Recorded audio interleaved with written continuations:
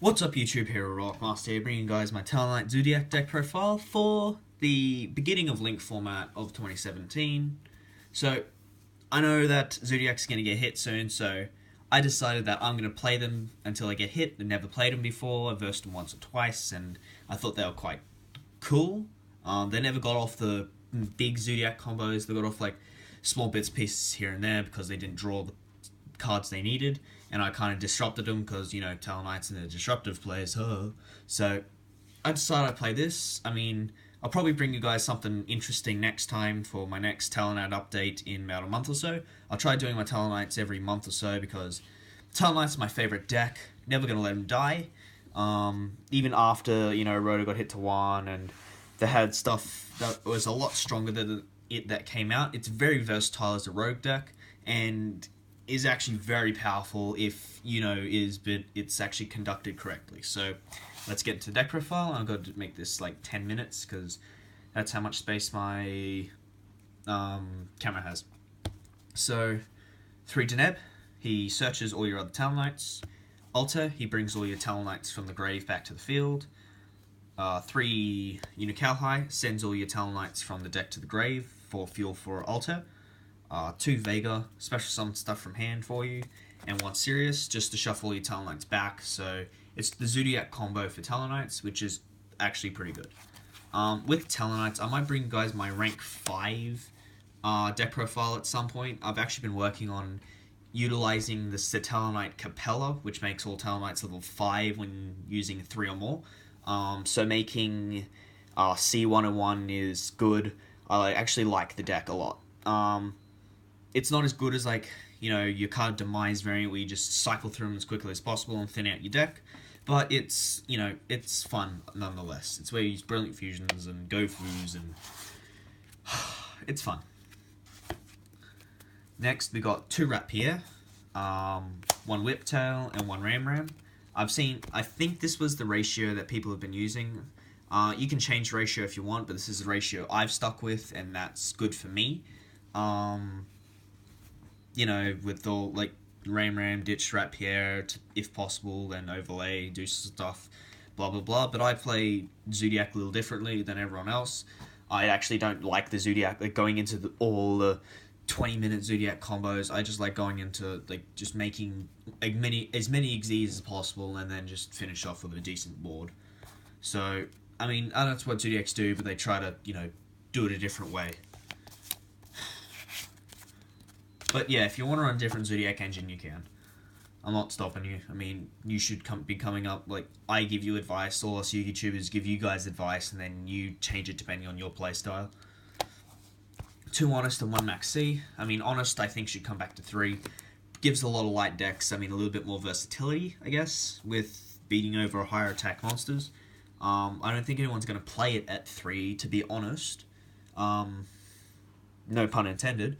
But yeah, but Maxi, I think, I'm one of those people who think it should stay at 1. I mean, if you bring it back to 2 or 3, people are just going to abuse it, and it's going to be the best card in the game. It's going to spike, and the other way for people to get it as budget card would be to get the Dino Smasher structure, and, you know, by getting that, you kind of, you know, it kind of makes you want to build dinos, and that kind of makes you want to invest in a little bit more, and, I mean, people who want to build that, you know, it goes through a bunch of stuff, but Maxi, I think, should stay at 1. I mean, if you ban it, people are just going to find a replacement.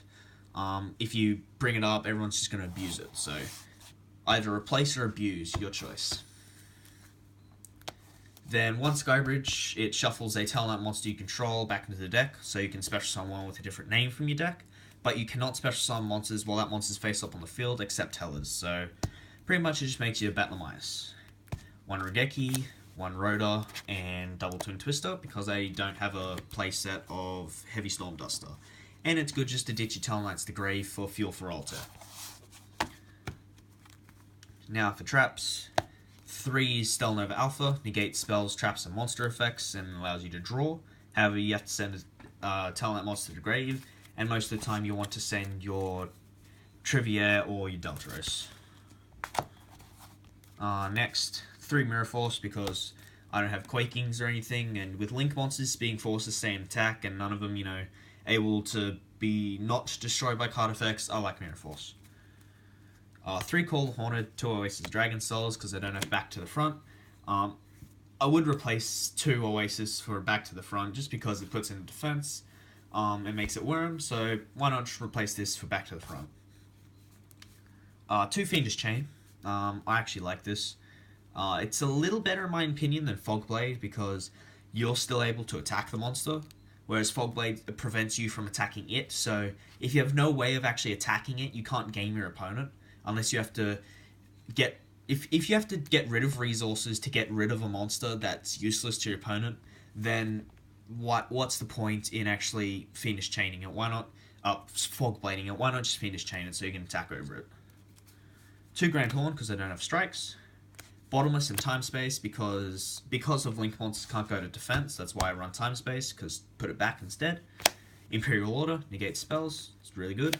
Heavy Storm Duster, obviously, a little bit better than the Twin Twister. And then finally the Zodiac combo to put all your Zodiac stuff back so you can redo your combo.